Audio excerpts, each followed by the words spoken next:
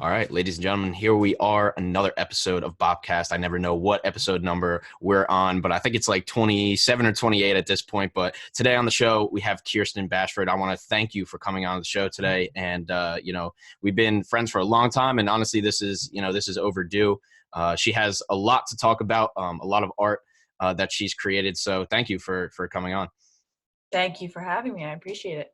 Anytime. So I think it'll make sense to kind of give people the general context of what you've done with your art, rather that, whether that's poetry or kind of what you're working on now. But if you want to kind of give people, that context of, how do you express yourself through your art, and why do you do that, and what makes you want to do that? Well, being an artist, it's been something that I've done my whole life, creating art my whole life, and it's been something that's super important to me. It's a way I express myself, and it's kind of an outlet for me. And whether that's writing poetry, and like I said, I had the 2 books out, and releasing my emotion into different type of art, whether it's fine art, non-traditional, or a craft. It kind of just allows people to see that side of me visually. And I think that's something that's really key for not only myself as an artist to have, but I think all artists need to do that. You too, with your music.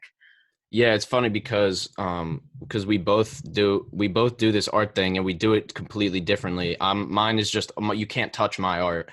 You can't feel it. You can't even really see it. Like, you can see a visual representation, right, in like the album cover we were just talking about. But whereas yours is something that even seeing a picture of it is completely different from being there in the flesh and like actually looking at it. But then you have something like your poetry, which can also be auditory as well when you're reading it. So but yeah, I think I like how you touched on how it's just like it's an outlet for us. Like, I don't know about you, but right, No, like that's very much so.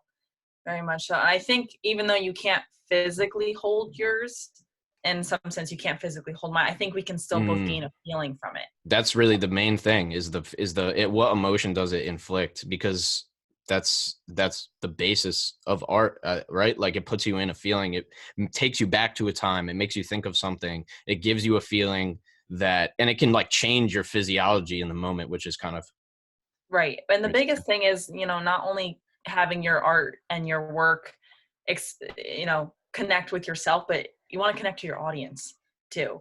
And I think that's really something we both strive for as artists, in wanting to reach our audience in a way that they know they can relate, which is what I did in both of my books. I wrote it, for the general public, but every single person, whether they're male or female or any age group, can relate to my words as they can in your music. And what if you could give them some context of like, you wrote 2 poetry books, what inspired you to create those? Like, did you just start writing poetry one day? Have you been doing it for like a long time? So poetry, I probably picked up when I was about 8 years old. My grandmother taught me how to write, and I kind of just rolled with it. But it wasn't until I went through some very hardships and personal things the last 2-3 years, and that's kind of what provoked me to want to write about these raw and like vulnerable feelings that I was pretty much putting myself out to the world. These were things that were super personal that happened to me, whether they're true or not, because not everything in that book is true. I kind of want to leave it up to the reader's interpretation. Sometimes like I just wanted to express like what I was going through, but also in a creative, like imaginative way. And so writing those books helped me heal, but I knew that my words could help other people heal. Yeah, so it was those 2 things. Yeah, I think that's a primary cause in art, of creating the art, is like, okay, I want to be able to put my emotion into something, and then also have other people relate to it. And like, the best artists have both of those, and it's like easy to do one or the other. You can make really relatable stuff that doesn't have anything to do with you, or you can make something that has a lot to do with you, but people don't connect with it just because of the way you're expressing it. So I think, and through those 2 books as well, and I think you definitely do that accurately, and we're just trying to. So we're still in a trying process. We're still really early in this. And for people that don't know, like, we, basically, we've been friends for years, and we would have done this in person if it wasn't for this, circumstance that we're in right now, for sure. And the timing, but just I forgot to mention that in the beginning, but so it's not just like we're just like I don't know you. I know you pretty well, so so we can really speak on that about our art. But yeah, like thanks for going through the poetry. I think it's just something important to touch on because but it doesn't end there. And I've been at your house making these. What was it like? Remember that time? Yeah. Oh, the paper mache The mask. yeah, the paper mache Right. masks. So you do the physical, the physical form of art too. So has that been more of a focus for you recently because of what you have to create for school, or is it also just a shift that where you just kind of started creating art in that direction, or do you still write poetry consistently too? Do you do both, or? I do both. I am currently working on my third book. Hopefully that'll be released sometime in the summer, maybe fall, just depending on, what school brings me and whatnot. And, regarding like art in school, when I receive an assignment, I don't take it as, okay, this is another homework assignment I have to do. I really want to, dig into it and take it beyond the assignment itself and see where I can take risks and push boundaries and really make it personal and not just, okay, let's follow the school's guidelines and produce what they want to see. I go completely against that and create what I want to see, because you want to please yourself. That's like the biggest thing, but you also kind of want to pertain to what the audience wants in a sense, but they at the end of the day, they really just want to see how you express yourself. And I know that's something I struggled with greatly when I transferred to my 4-year college. And I was producing all of this work that, I thought that they wanted to see. And I was just trying to please them. And I was so worried about the grade and the assignment itself. And then when I stopped caring about that and just focused on what I wanted to do, my work completely exploded. And it's so you kind of took it as, I mean, I don't know. This is how I kind of think about it now. I kind of shifted my mindset on it of like, I'm almost just a vessel for this art to like, it just comes out through me. So I owe it to the art to make it the best that I can make it for myself rather than like you said, those other people. When you make it for them, the art is, you sacrifice the art. And that's the antithesis of what you're trying to do. So I like how you touched on that too, because that's important for artists to know, is like, we've been in those positions of like, am I trying to just make what people want me to make and what they want to see? Or am I really doing the service for the art Right. instead of the external people? I think a lot of people miss that too. Like a lot of people who are in the art program or going to art school, they're forgetting what their purpose is, to do it for themselves. And they're just doing it to get by, to get the grade, to graduate. And I think that's why a lot of people who go into that art field stop creating art for themselves and they just do it for other people. And I think that kind of takes the whole purpose away of being your own artist and being yourself and, to express yourself and everything. And I think that's something that, me being in an art school and seeing that, I see that often. And I think it's really sad.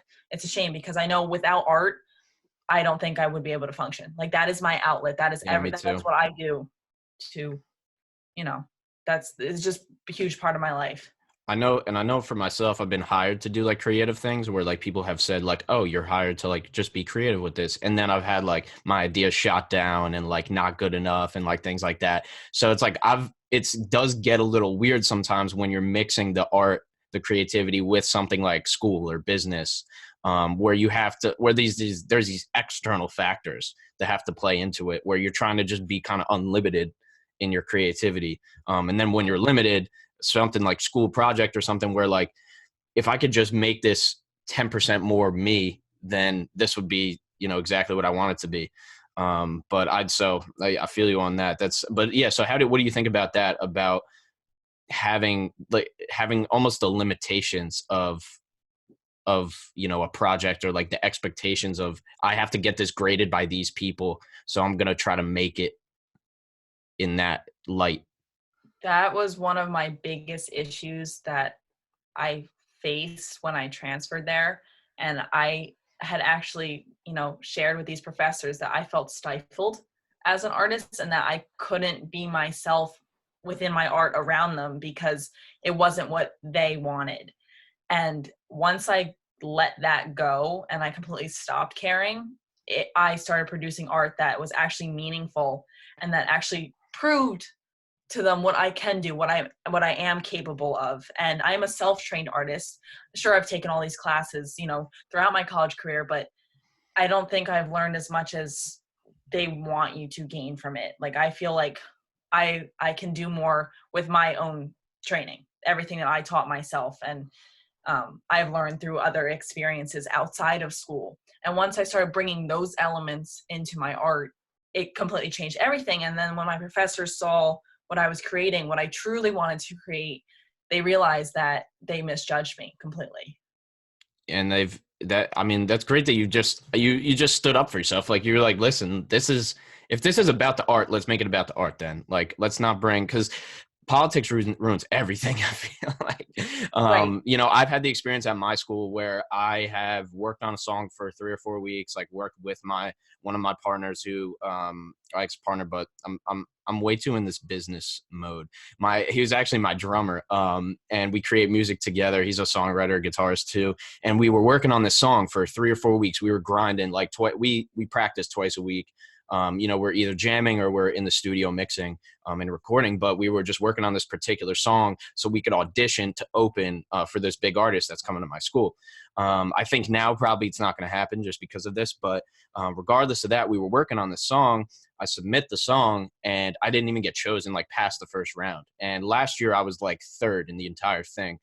And I just realized like, oh, this is just other people judging me.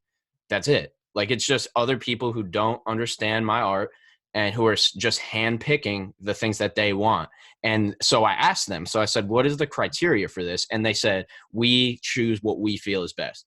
So, I mean, when you do that, like when that's the criteria and you're judging art on the basis of, I'm going to feel I think I know what's best for this entire school. Like, at that rate, I was out. Obviously, I didn't want to even be associated with it anymore. So that kind of turned me off from that. Luckily, I'm not going to be there that much longer, and it's been a great experience. But like, once you get those politics involved, it's just it changes everything. I don't want to be a part of it. Absolutely. And they don't have to like your art, and they don't have to understand it. But the biggest thing is respecting. Exactly.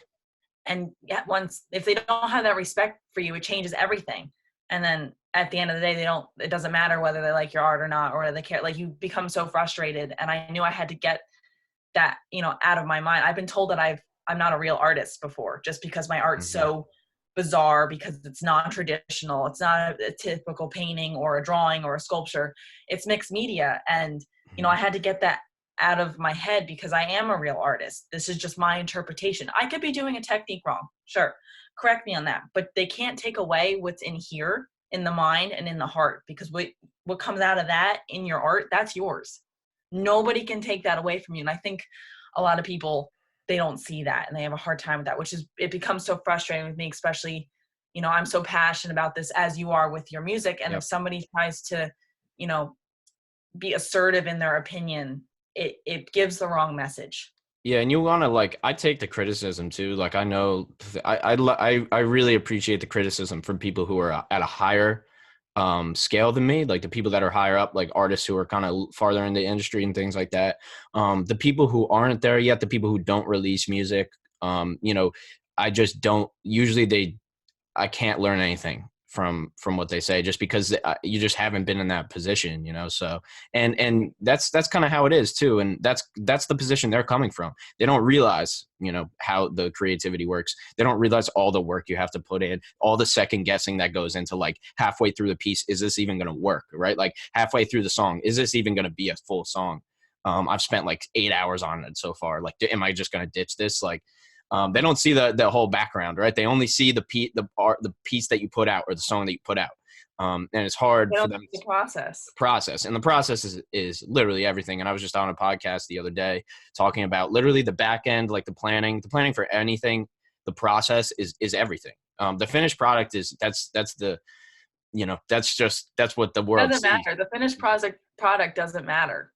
The end outcome doesn't matter. It's the process and all the steps you took into getting to that point.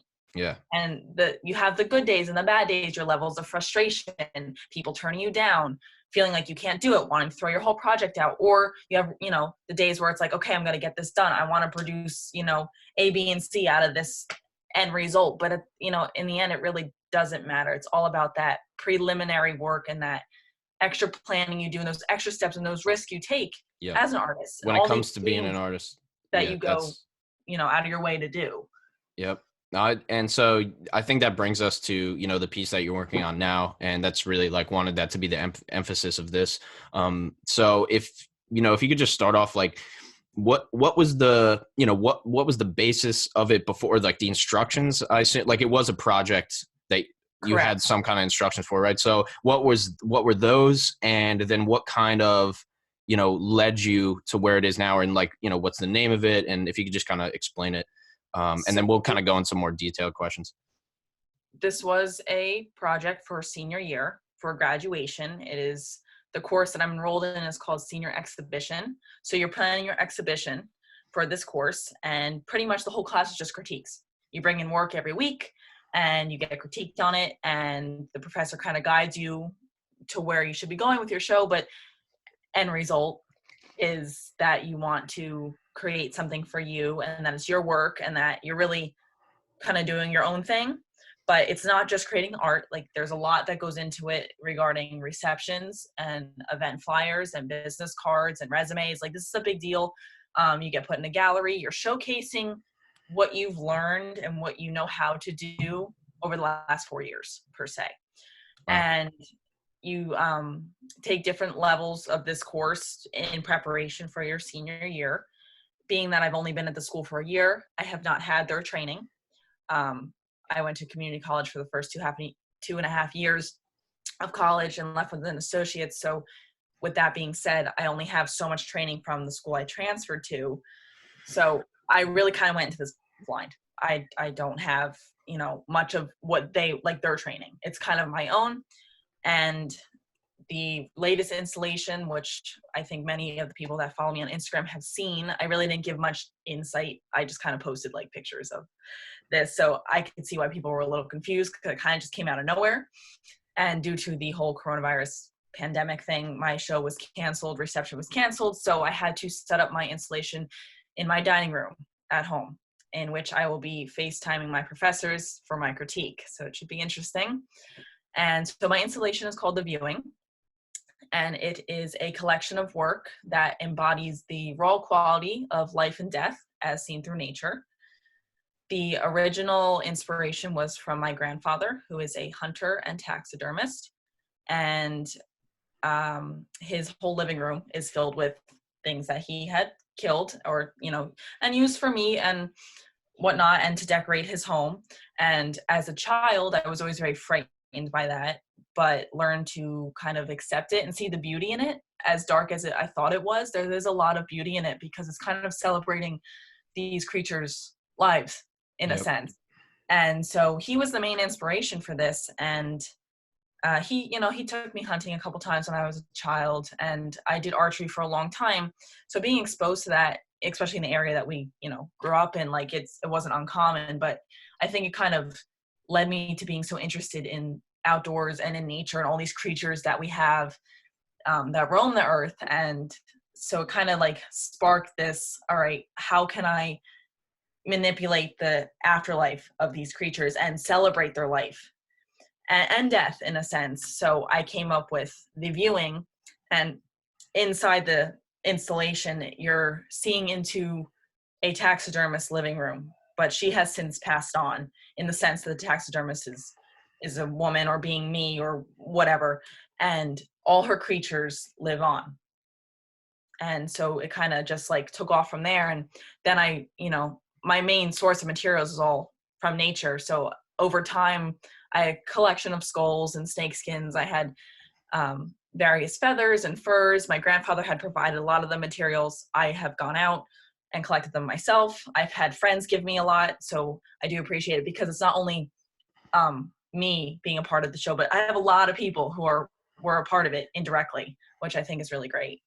Yeah, and it does stand out for sure. I mean, seeing it just on Instagram or Facebook, I was like, "Whoa, like what is this? This is interesting." And I didn't realize like so you also created the mantle as well.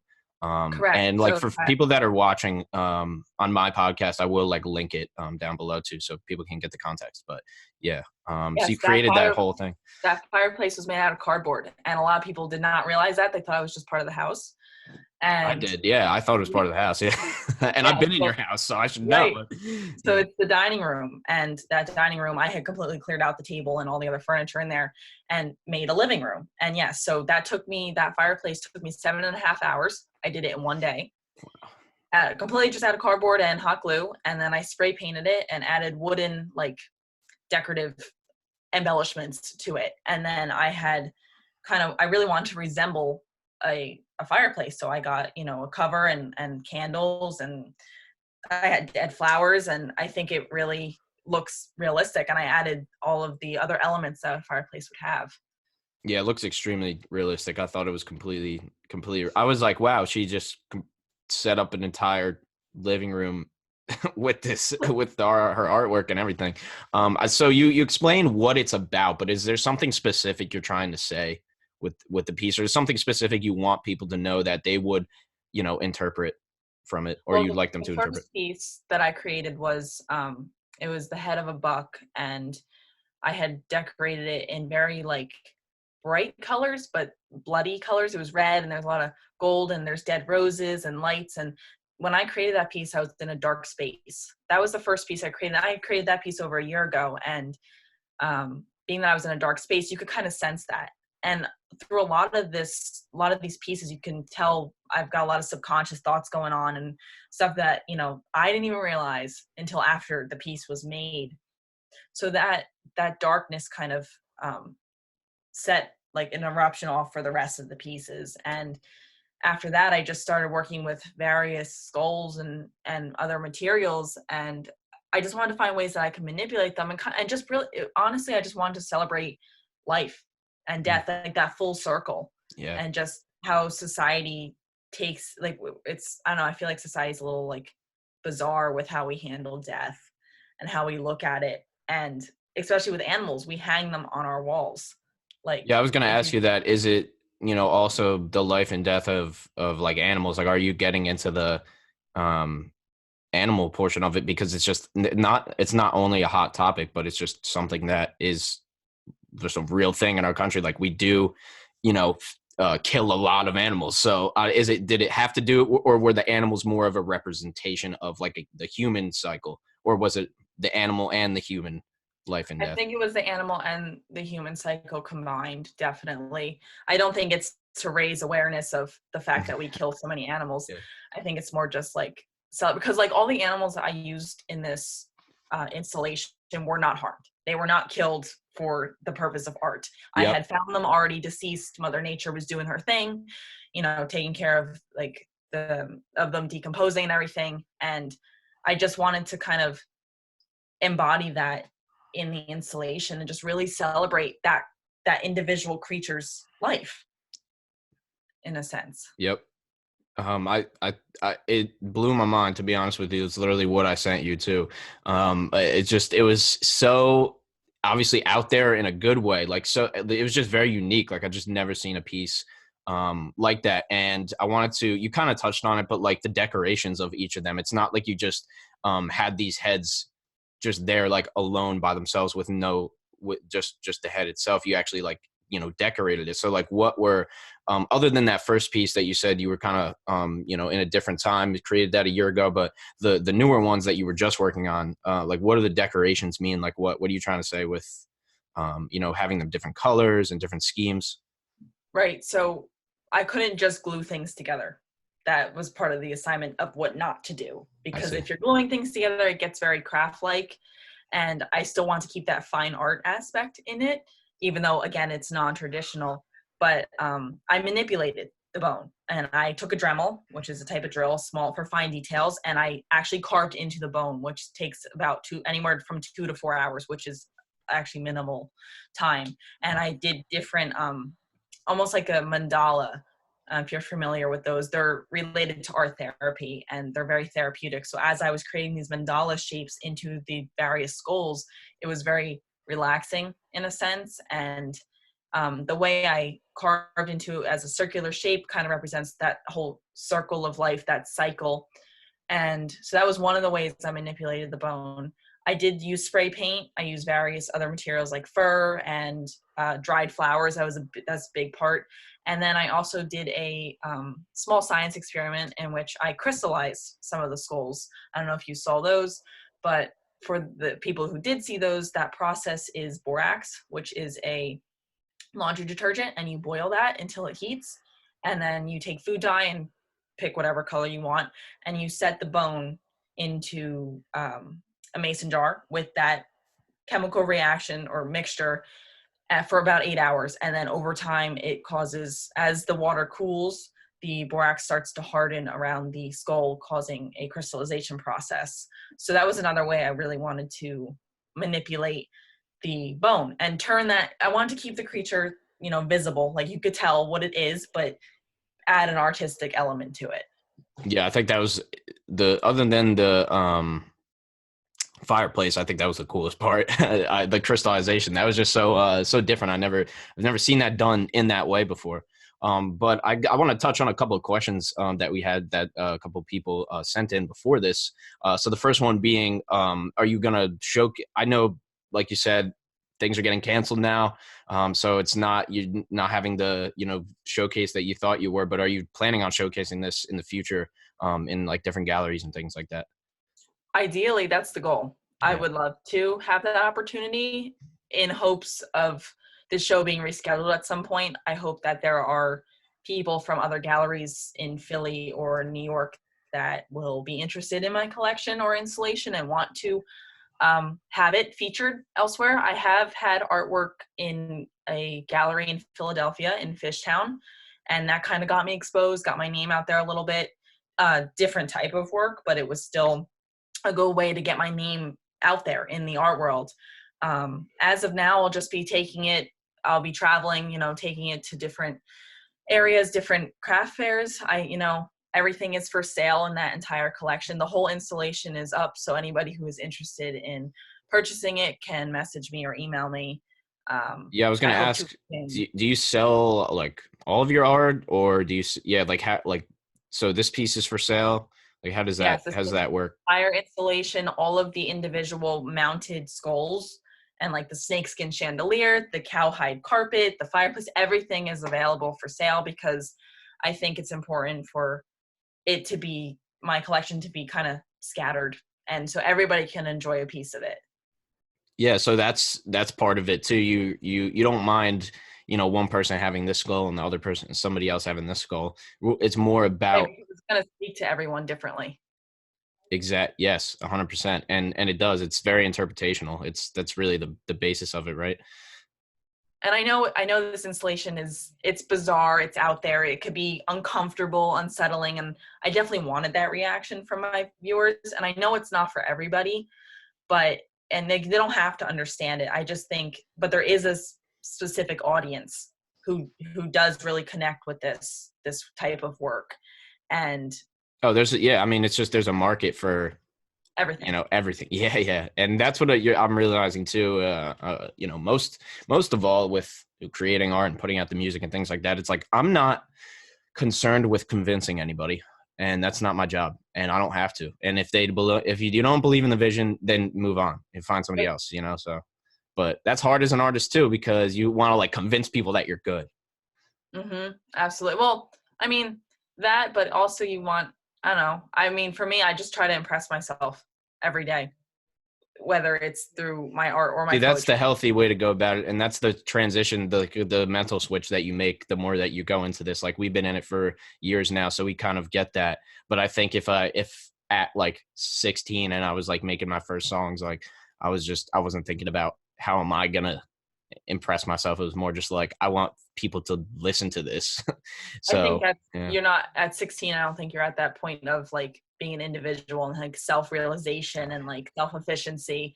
Nope. And you're worried about other people rather than, not saying that we were ever followers. I think we both have like, for sure, goals in life, but at 16 you just don't know. And now we're at the point where we're in our 20s and we just stop. I know for me as an artist, I stopped caring about what other people think, and like I'm aware that my art's out there, but I'm out there, so why not express that? Exactly. That's why I'm making all genres of music now. And we're doing spoken word, surf rock, metal, like it doesn't matter. And You're like doing variety. yeah, variety. I released the hip hop, but I love sitting down and just playing a country song on acoustic guitar. Like that's, Right. and then I That's can literally just go make a hip hop beat with a trap beat, and just that I could do both, and just coming back into my roots, too. Which, like, I don't know if that's happened to you, of like maybe some kind of art that you used to make even when you were like little. Like I used to love Green Day or whatever. I used to love like the Beatles or classic rock, and I just kind of like was in this hip hop sphere for so long. Now I'm back into the classics, so it all comes back around. And I think like another important note is just like to not forget the things that really gave you enjoyment when you were like younger too. Like I'm just coming back to them now. Absolutely. I think that definitely is showcased in my latest installation. All of these things I was Exactly. already Yeah, drawn to exactly. I as didn't a even make child. that connection. Yeah. Right. Right. Yes, it is. It is definitely dark. I'm not really sure where that darkness is elevated from.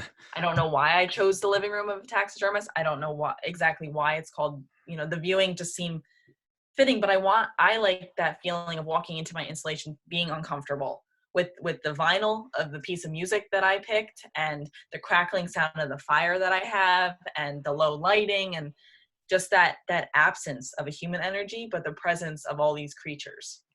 Oh wow. Yeah, I didn't even look at it exactly like that. That's true. Yeah, because you also it's not just like the visual, it's the experience. I mean, that's how what it is when with anything too, especially podcast, music, whatever art. Like it is the Right. experience that you create for somebody too, and that even Right. you really did like focused on that. And it's a shame that, this is not open to the public, because I wanted viewers to be able to sit in that chair and to Yes. be uncomfortable and to be like, okay, I'm sitting in this, quote unquote dead person's living room, but like there's like still life in here. And, I really want to like put that into the installation. I had, you can't really see it on Instagram.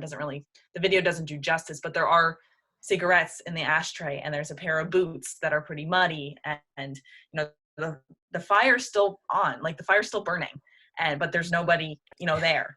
So it's all of those things, and the vinyl's still playing. It's on that horrible loop that just keeps going on. And the music that I had picked, this composer actually stuck objects into the piano to make these horrendous sounds. Wow. And it makes you feel like you're walking on eggshells through my entire installation. And I've got these light bulbs that look like execution light bulbs, and it's all low, and it's super eerie, it's super dark. And I think you really can't gain that experience virtually through my 360 video that I did, or all the pictures I'm posting, which is a shame, because I'm hoping that someday people can, you know, I would it will say be open. I think you should hold on. Yeah, I think you should hold on to it until this, kind of dies down. You can actually put it in an exhibit, because just the experience of that, and to have people just be in that, and it's a lot different than if you just saw it or if you just even walked by it. So Right, 'cause you can't even see those tiny details I just mentioned. and it's all about the details, is what I'm really realizing too, is as I'm building my business and things like that. And like where I messed up always was on the details. And like some people are more detail oriented